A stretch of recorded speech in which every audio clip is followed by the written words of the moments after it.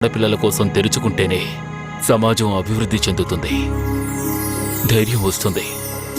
ఆడపిల్లలకు, ఆడపిల్లల కన్నా కుటుంబంలో వాళ్లకు. ఈ సమాజంలో బడుగు వర్గాల ప్రజల్ని కించపరచి ఎప్పుడూ దిగజారుస్తూ ఉంటారు. అలాంటి వాళ్లకు ఆత్మవిశ్వాసం వస్తుంది, ధైర్యంగా ముందుకు నడవగలుగుతారు. ప్రజలంతా ఒకటే అని భావిస్తారు. అంతేకాకుండా పురుషులకు స్త్రీలు తమకంటే తక్కువ కాదని అర్థం అవుతుంది. మహిళలు చదువుకుంటేనే ఈ సమాజంలో మార్పు వస్తుంది, సమాజం ముందుకు వెళుతుంది. ప్రజలకి జ్ఞానం విద్య ద్వారా లభించే అవకాశం ఉంది, అందుకే చదువుకోవాలి.